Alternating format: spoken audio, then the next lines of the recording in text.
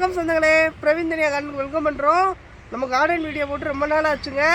தொடர்ந்து இனிமேல் வருங்க. மண்கலவை தயாரிக்கிறது, விதை போடுறது, உரம் தயாரிக்கிறதெல்லாம் வரும். இப்போ டிராகன் செடி பிஞ்சு வச்சுருக்கோங்க, பூவும் பிஞ்சும், அதை பார்க்கலாம்.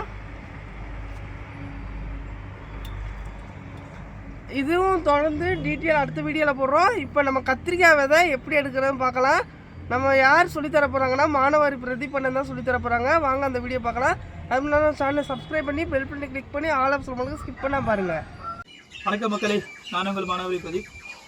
இந்த காணொலியில் கத்திரிக்காயில் எப்படி நம்ம விதை எடுக்க போகிறோன்றது தான் பார்க்க போகிறோம்.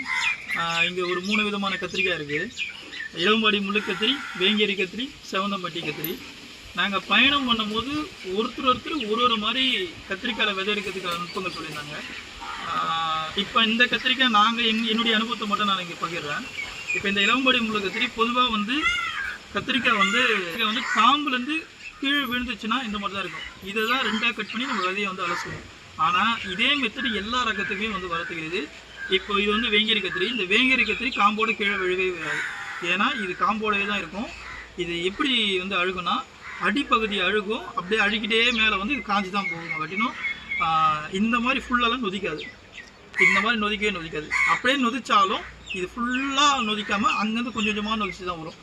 இந்த கத்திரிக்காய்க்கு இந்த மாதிரி. அதே மாதிரி இளம்பாடி முள்ளு கத்திரி நம்ம பறிச்சுட்டு ஒரு கும்பாயாக இருக்கிற ஸ்டேஜில் பறிச்சுட்டு கிட்டத்தட்ட ஒரு 1 வீக் அந்த மாதிரி வச்சுருந்து தான் நம்ம விதை எடுக்கணும். இந்த மாதிரி 1 வீக் செவந்தம்பட்டி கத்திரிக்காய் வச்சோன்னாக்கா அழுகிடும். இங்கே பார்த்தீங்கன்னா தெரியும். இது பறிச்சுட்டு கிட்டத்தட்ட ஒரு 3 நாள் தான் ஆகுது. இந்த மாதிரி அழுகிடும். அப்போது ஒரு ரகத்துக்குமே ஒரு மாதிரி நம்ம கத்திரிக்காய் விதை எடுக்கிற நுட்பங்கள் மாறுபடும். எல்லா கத்திரிக்காயுமே ஒரே மாதிரி தான் எடுக்க போகிறோம்.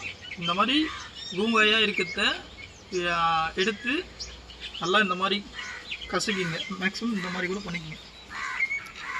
ஏன் இந்த மாதிரி பண்ணுறேன்னா, உள்ளே இருக்கிறது ரொம்ப லூஸ் ஆகிடுச்சுன்னா ஈஸியாக இருக்கும் நம்மளுக்கு விதை எடுக்கிறதுக்கு.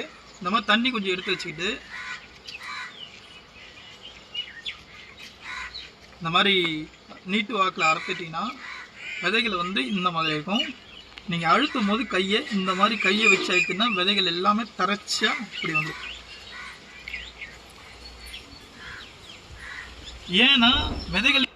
ஏன்னா விதைகள் எங்கே இருக்கும் அப்படின்னாக்கா, இங்கே வருங்க, எல்லாத்துக்கும் லேயருக்கும், அதாவது இந்த கத்திரிக்காய்க்குள்ளே இருக்கிற எல்லா லேயருக்கும் பேக் சைடில் தான் இருக்கும்.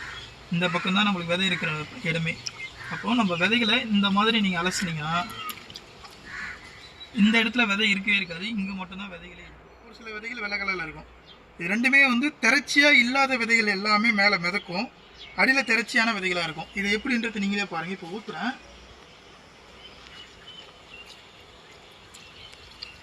இது திரைச்சி இல்லாத ஒரு சில விதைகளும்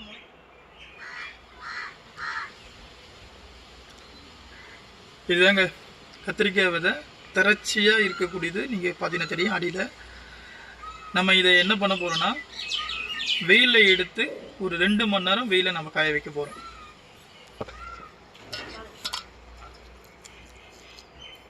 நம்ம கத்திரி விதையை ஒரு 2 மணி நேரம் வெயிலில் காய போட்டுடணும். நல்லா காஞ்சிருக்கு. இந்த விதையை எடுத்து போயிட்டு உடனே பாட்டிலில் போட்டுட்டு ஜிப்லாக் கவரில் போட்டு வைக்கக்கூடாது.